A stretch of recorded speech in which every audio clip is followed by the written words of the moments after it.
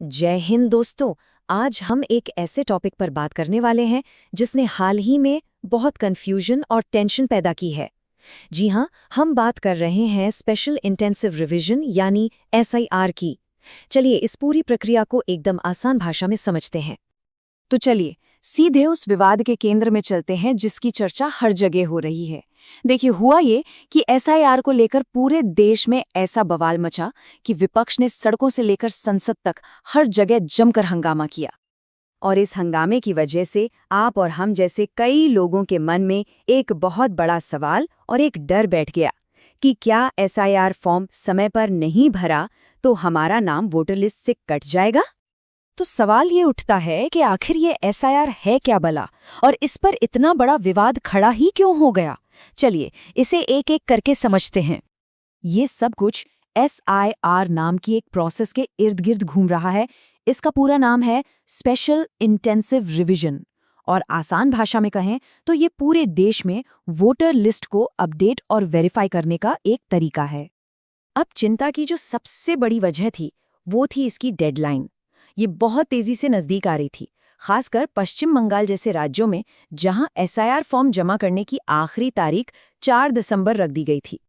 लेकिन इस पूरी सियासी गहमागहमी और जनता की चिंता के बीच एक बहुत ही जरूरी और राहत देने वाली खबर सामने आई।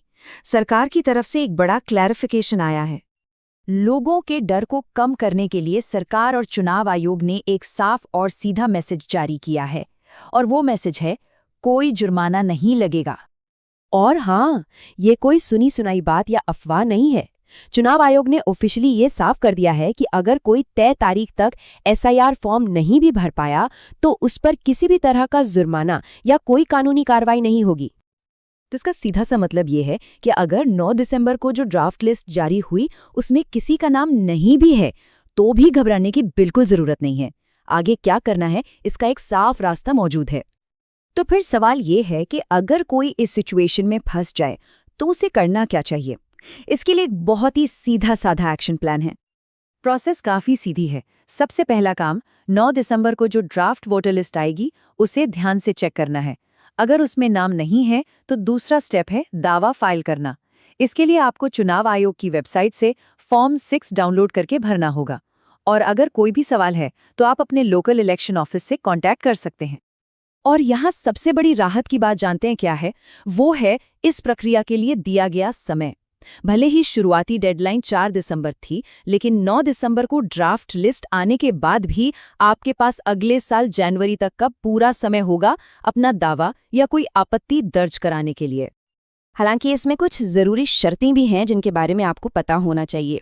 ये इस बात पर डिपेंड करता है कि आप अप्लाई कब कर रहे हैं।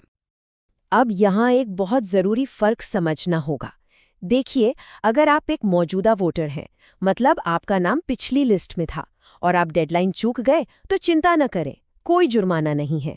हाँ, हो सकता है आपके एड्रेस वेरिफिकेशन के लिए एक नोटिस आ जाए।